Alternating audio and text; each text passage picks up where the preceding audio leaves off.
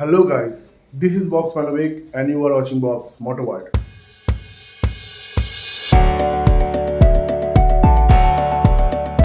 তো এখন সকাল 8:41 টাইম।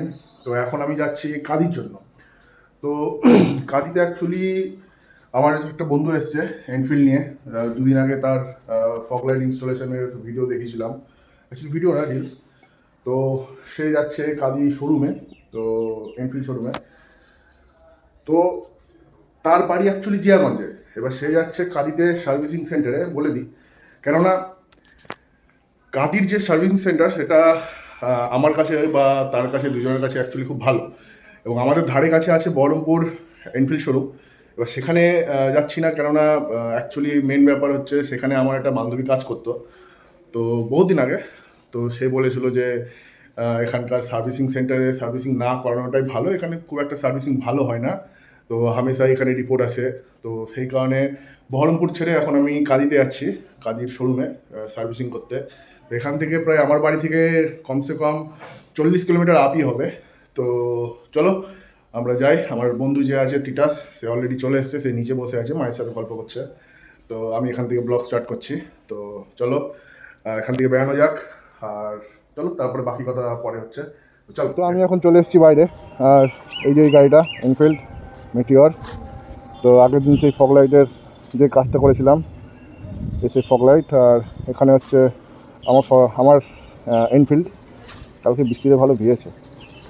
তো যাই হোক, দুটোই একই গাড়ি, একই সেম কালার, একই সব কিছু।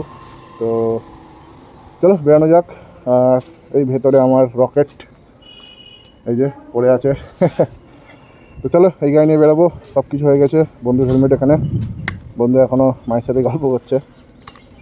তো চলো বেরোনো যাক, গাড়ি স্টার্ট করি, চলো বেরোই এবার। তো আমরা এখন বেরিয়ে পড়েছি কাঁদির জন্য, আর পিছনে বন্ধুকে বসিয়ে নিয়েছি। তো চলো আস্তে আস্তে বেরোনো যাক। আর দেখি একটু সামনে কোনো একটা দোকানে দাঁড়াবো, একটু জল ফল কিনে নেব, তারপরে ডাইরেক্ট কাঁদির জন্য বেরিয়ে পড়বো। তো চলো লেটস গো। তো এখন আমরা মধুপুরের উপর দিয়ে বেরাচ্ছি, আর টুকটাক খাবার টাবার কিছু ক্যারি করে নিলাম। তো ওখানে গিয়ে অনেক কতক্ষণ লাগবে এবার বলতে পারছি না, কেননা গাড়ির সার্ভিসিং হবে, ফোর্থ সার্ভিসিং হবে, ফ্রি সার্ভিসিং। আর ভাইও কিছু কিছু কাজ করাবে, তো দেখা যাক কতক্ষণ টাইম লাগে। তো চলো এখন মধুপুর দিয়ে বেরাচ্ছি, আর এখান থেকে সোজা এখন হাই রোড ধরে সোজা টেনে দেবো। তো চলো হাই রোডে উঠে দেখা হচ্ছে। তো এইদিকে এখন দেখছি রাস্তার কাজ চলছে, তো ভালো, রাস্তা ভালো হোক এটাই ভালো। রাস্তা অনেকটা চওড়াও হয়েছে, আর আগের দিন বৃষ্টি বৃষ্টি হয়েছিল, টুকটাক জলও জমে আছে, মানে যেখানে খোদাই ফোদাই হয়েছে রাস্তার সেখানে জল দাঁড়িয়ে আছে পুরো, সেখানে জল নিকাশি ব্যবস্থাও চলছে, জল বার করছে, জল বার করার পরেই কাজ হবে। তো যাই হোক, ভালোই, আমাদের পক্ষে ভালোই, রাস্তার কাজ হচ্ছে, রাস্তা ভালো হবে। তো এখন বাস স্ট্যান্ডের রাস্তায় আছি, কিছুটা গিয়ে বাস স্ট্যান্ড, তো তারপর থেকে হাই রোড দিয়েই আমাদের যেতে হবে। তো চলো বেরানো যাক। তো চলো লেটস গো, পরে আবার দেখা হচ্ছে। তো বহরমপুরের রামেন্দ্র সুন্দর ত্রিবেদী যে ব্রিজটা আছে, সেই ব্রিজটা ক্রস করে এসে এই যেই বাম দিকটা যাচ্ছে রাস্তাটা, এই বাম দিকে ঢুকিয়ে একদম নাক বরাবর সোজা যেতে হবে, তাহলেই কাঁদি পৌঁছে যাবে। তাও এখান থেকে মোটামুটি 20-30 কিলোমিটার হবে, তো আমার ঠিক আইডিয়া নেই কিলোমিটারটা।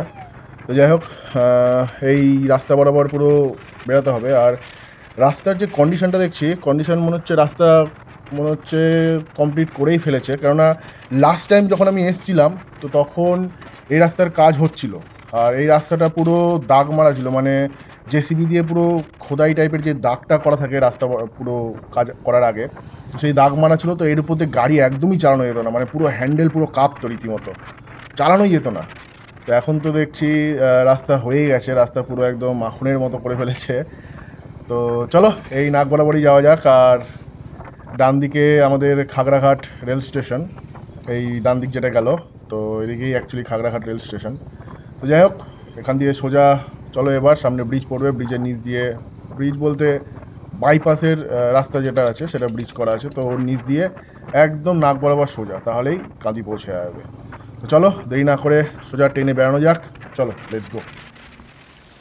উফ, রাস্তা দেখেছো, পুরো একদম যেন মাখন, নতুন রাস্তা পুরো। এখনও দেখো রাস্তার কালো ভাবটাও যায়নি, এখনও রাস্তা সাদাও হয়নি, মানে রাস্তায় গাড়ি ঘোড়া একটু কমই চলে, সেই কারণে রাস্তা এখনও কালো হয়ে আছে, একদম নতুন রাস্তা পুরো। এই রাস্তা যদি গাড়ি ঘোড়া যদি না চলে, এই রাস্তা পুরো রেসিং ট্র্যাক পুরো, সেই লাগছে, গাড়ি একদম চালিয়ে হেভি মজা লাগছে।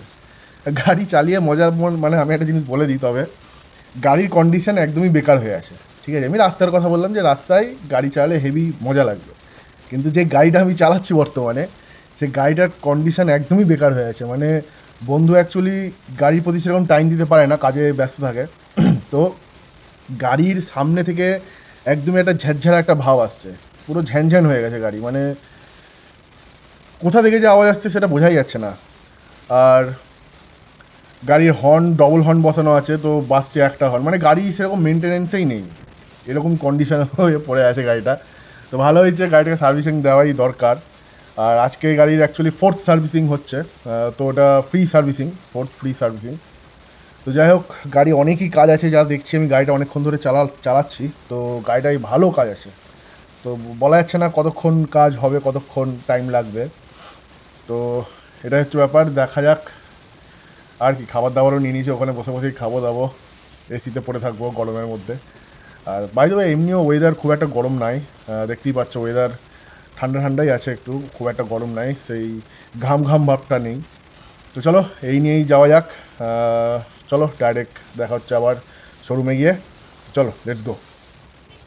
তো এখন আমরা কাঁদিতে ঢুকেই গেছি, এই ডান দিকে হচ্ছে কাঁদি বাস স্ট্যান্ড, আর বেশি দূর নয় এখান থেকে, হার্ডলি 150 কি 200 মিটার পরেই হচ্ছে এনফিল্ড শোরুম। তো চলো ডাইরেক্ট এবার শোরুমে গিয়ে দেখাচ্ছি, চলো লেটস গো। তো আমরা চলে এসেছি শোরুমে, এই যে ডান দিকে রয়্যাল এনফিল্ড শোরুম, আর টাইমেও একদম পারফেক্ট চলে এসেছি, 9:45 বাজছে, গাড়িতে টাইমটা দেখাচ্ছে, ওইখানে দেখালাম না ঘড়িতে। তো শোরুম এখনও খুলছে, আস্তে আস্তে খুলছে, 10টার সময় ওপেন হবে একদম, আর আমাদের স্টার্টিংয়ে আছে 10টার সময়তেই টাইম দেওয়া আছে। তো চলো এবার সার্ভিসিং দেখাচ্ছি, চলো লেটস গো। এখন কাদি শোরুমে চলে এসেছি, এটা কাদি শোরুম, এখানে আমার গাড়ি দাঁড়িয়ে আছে, আর সার্ভিস সেন্টার এখনও খোলেনি, সার্ভিস সেন্টার নিচে আছে, সার্ভিস সেন্টার এখনও বন্ধ আছে, 10টার মধ্যে খুলে যাবে, ও তো খুলছে, যাই হোক। তো গাড়িটা দেওয়া যাক, গাড়িটা দিয়ে তারপরে একটু চাটা টুকটাক খাবো একটু বাইরে গিয়ে। তো চলো ওয়েট করি, গাড়িটাকে দিই তারপরে বেরোবো, চলো।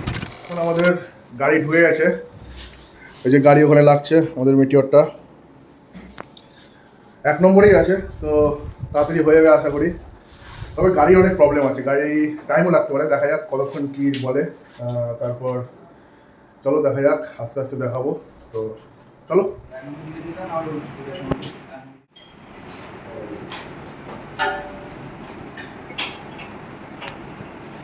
5 hours later. তো সার্ভিসিং হয়ে গেছে, তো বর্তমানে এই জিনিসগুলো চেঞ্জ হলো, চেন ক্লিন হয়েছে, তারপরে ইঞ্জিন অয়েল লেগেছে, সার্ভিস কিট, তো বেশি কিছু হয়নি, 4টেই 4 সার্ভিসিং ফ্রি সার্ভিসিংই ছিল, তো টোটাল অ্যামাউন্ট লেগেছে 1037 টাকা। তো এখন বাজছে 11:16, তো হয়ে গেছে সার্ভিসিং, এবার চলো বেরোনো যাক, হালকা হালকা রোদে বেড়াচ্ছে, বাইরে গিয়ে একটু কিছু খাওয়া দাওয়া করবো, তারপরে বেরিয়ে যাবো একদম বাড়ির জন্য, চলো একদম মোটর ব্লকে দেখাচ্ছে এবার, চলো লেটস গো। তো গাড়ির সার্ভিসিং হয়ে গেছে, আমরা এখন শোরুম থেকে বেরিয়ে গেলাম। তো যতটা ভেবেছিলাম ততটা টাইম লাগলো না, ভেবেছিলাম তো অনেকটা টাইমই লাগবে, 1টা 2টো বেজে যাবে আমি ভেবেছিলাম, বাট না, 1 ঘন্টার মধ্যে হয়ে গেছে, 11টার মধ্যে কমপ্লিট হয়ে গেছে। তো চলো একটু গাড়ি রানিং করি, একটু দেখি গাড়ি চালিয়ে কীরকম কী লাগছে, তো তারপর বলছি কীরকম কী গাড়ি সার্ভিসিং হলো। কারণ একটুখানি আমি মেরেছি গাড়ি সার্ভিসিং করার পর, একটুখানি চালিয়েও দেখেছি, বাট একটুখানি চালিয়েও বোঝা যায় না, তো মোটামুটি একটু টানি, একটু চালাই, রাস্তাটাই কভার করি, তারপরে বলছি কীরকম কী সার্ভিসিং হলো, চলো। আরে পুলিশ মামু দাঁড়িয়ে আছে তো। আচ্ছা যাই হোক, তোমাদের কাছে একটা আমি কোশ্চেন রাখি, কেউ যদি জেনে থাকো, কেউ যদি কাদির থাকো, তাহলে আমাকে প্লিজ জানাবে। কেসটা হচ্ছে, আমি যখন বহরমপুরে, আমার বাড়ি তো, এবার বহরমপুরে যখন আমি গাড়ি চালাই, এবার রাস্তায় যখন কোনো পুলিশ থাকে, বিনা হেলমেটে দেখলে 100% চালান, মানে ক্ষমতা নাই সেখান থেকে বেরানোর, 100% চালান, ঠিক আছে? তো আমি একটা জিনিস দেখেছি কাঁদিতে, যেটা হচ্ছে কাঁদিতে যখনই আমি এর আগেও এসেছি তো তখন দেখেছি লোকালে যারা থাকে, এবার আমি তো অনেক দূর থেকে এসেছি, অবভিয়াসলি আমার কাছে হেলমেট থাকবেই। লোকালে যারা থাকে তারা দেখেছি পুলিশের সামনে তো বিনা হেলমেটে গাড়ি নিয়ে ঘুরে বেড়ায়, তো তাদেরকে ধরে না। ঠিক আছে, এবার কে লোকাল কে দূর থেকে আসছে সেটা তো আর বোঝা যায় না, তো অবভিয়াসলি কাউকেই ধরে না। তো আমি এই জিনিসটা বুঝে পাই না যে ওখানে পুলিশ দাঁড়িয়ে থাকে তবুও কেন বিনা হেলমেটেও ধরে না, এই জিনিসটা আমি বুঝে পাই না। জানি না কেন, তোমাদের কেউ যদি থাকো কাদির তাহলে আমাকে অবশ্যই জানাবে কমেন্টে যে পুলিশ কেন ধরে না ওখানে, এত সুন্দর ছাড় কেন দেয়া। মানে আমাদের বহরমপুরে কি, আমাদের বহরমপুরে ধরো আমার বাড়ির 2 পা এগিয়ে ধরো পুলিশ দাঁড়িয়ে আছে, পুলিশ ধরছে। আমি যদি বলি যে স্যার আমি এখানেই যাব, ঠিক আছে, আমি মানে 100 মিটারও হবে না, 100 মিটারের মধ্যেও যদি পুলিশ দাঁড়িয়ে থাকে তবুও আমার হেলমেট না থাকলে আমাকে চালান করে দেবে। কিন্তু অ্যাকচুয়ালি 200 মিটারের মধ্যে যতটুকু আমার জানা আছে 200 মিটারের মধ্যে গাড়ি ছাড় আছে, বিনা হেলমেটে থাকলেও যদি বাড়ির পারফেক্ট ইয়ে দেখানো যায় যে হ্যাঁ এটা আমার বাড়ি, তাহলে সেটা ছাড় দিয়ে দেয়। কিন্তু তবুও বহরমপুরে তো কী আর বলবো, বহরমপুরে তো এইসব ছাড় একদমই নাই। বাট কাঁদিতে আমি দেখেছি, কাঁদিতে সচরাচর বিনা হেলমেটেও ঘুরে বেড়ায় কিন্তু পুলিশ কখনো ধরে না, জানি না কেন। যাই হোক, তো চলো এগাই আমরা, চলো। তো এখান থেকে কিছুটা এগিয়ে ডান দিকে একটা ধাবা পড়বে, মা তারা হোটেল বলে একটা ধাবা পড়বে। তো যখনই আমরা এই রাস্তায় যাতায়াত করি তখনই ওখানে ওই ধাবাটায় আমরা দাঁড়াই। তো ওখানে অ্যাকচুয়ালি ভ্যারাইটিস মিষ্টি ফিষ্টি সব কিছুই রাখে, খাবার দাবারও রাখে, ভাত পাত যা যাবতীয় খাবার হয় রাখে। আর সন্ধ্যাবেলাতে পরোটা ফরোটাও রাখে, ওটা কী বলে বাটার নান ফাটার নান সব হ্যাড্ডা বাটা অনেক কিছুই রাখে। তো ভালো, বেশ খারাপ নয়, এর আগেও খেয়েছি আমি, রাত্রিবেলায় খেয়েছি। তো প্ল্যান হচ্ছে ওখানে ঢোকার এবার। তো চলো ওখানে যাওয়া যাক ডাইরেক্ট, ওখানে গিয়ে একটু টুকটাক কিছু মিষ্টি মিষ্টি খাওয়া যায়, কারণ আমি অবভিয়াসলি মিষ্টি লাভার, আমি চরমই মিষ্টি লাভার। তো ওখানে ঢুকলে আমি শুধু মিষ্টিই খাই, আর কিছু খাই না। তো চলো ওখানে গিয়ে একটু মিষ্টি মিষ্টি টুকটাক খাই, দিয়ে আবার ওখান থেকে ডাইরেক্ট বাড়ির জন্য বের করবো। চলো। তো ভেতরে এখন এলাম, ভেতরে এসে এখন একটু টুকটাক খাওয়া দাওয়া করবো। ওখানে রসমালাই আর একটা স্প্রাইট নিয়ে নিচ্ছি, স্প্রাইট তো না, মাউন্টেন ডিউ, বাট এটা প্রমোশন না। তো খেয়ে দে আবার বেরাবো। তো চলো খাওয়া দাওয়া করি, আবার বেরাবো। তো মিষ্টিটা খাওয়া হলো,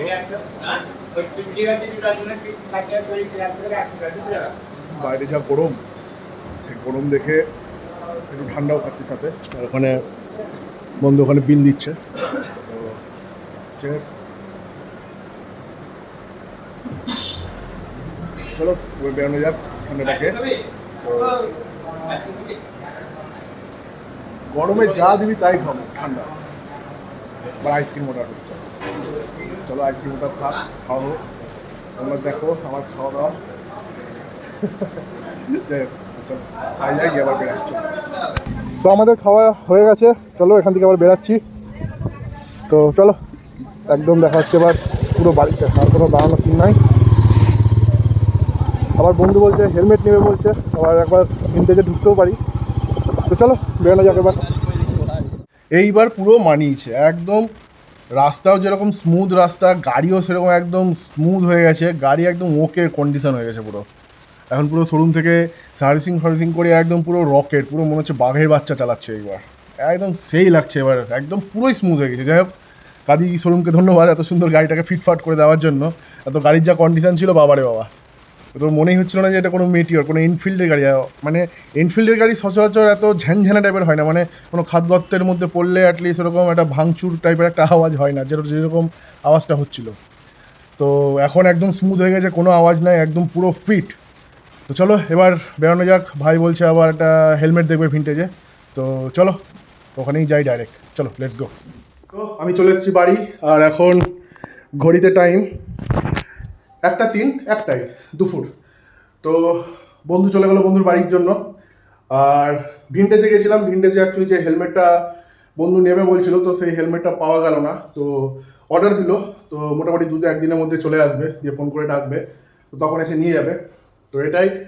আর সামনে অ্যাকচুয়ালি একটা বড় রাইড আছে আমার, বড় বলতে কি খুব একটা বড়ও না, তো রাইড আছে। তো অ্যাকচুয়ালি মেন প্রবলেম হচ্ছে আমি ভাবছি আমার কোন গাড়িটা নিয়ে যাওয়া যায়, আমার মিটিওরটা নিয়ে যাবো না R15টা নিয়ে যাবো। কারণ মিটিওরে একটা প্রবলেম হচ্ছে যে মিটিওরের টায়ারের গ্রিপ শেষ হয়ে গেছে, তো রাস্তায় চলতে গেলে না হালকা হালকা বালি ফালিতেও হালকা স্কিড করে যায়, তো একটু প্রবলেম আছে। তো এখন ওটা সারানো হয়নি, তো সারাবো দেখি। আর R15 নিয়ে গেলে মেন প্রবলেম হচ্ছে যদি কোনো অফরোডিং থাকে তাহলে আবার হাত ফাত ধরে যাবে পুরো। তো ওটাই ভাবছি, তো কি করা যায়, কোন গাড়িটা নেওয়া যায়। যাই হোক, এখনও হাতে টাইম আছে, 2-1 দিন টাইম আছে, তো ভেবে দেখছি। তো তো খুব তাড়াতাড়ি ভালো ভালো ব্লগ আসতে চলেছে, তো তোমরা আমার চ্যানেলটা সাবস্ক্রাইব করে রাখো আর ভালো ভালো ব্লগ আসার জন্য। তো যাই হোক, আমার আজকের ব্লগ এখান পর্যন্ত, এত দূর পর্যন্ত ছিল। তো আমার ব্লগটা যদি ভালো লেগে থাকে তাহলে একটা লাইক করো, কমেন্ট করো, কমেন্টে জানাও কি ভালো লাগলো কি খারাপ লাগলো, আর বন্ধুদের সাথে শেয়ার করো আর সাবস্ক্রাইব করো। তো চলো আজকের ব্লগ এখানেই শেষ করি। Tata, by.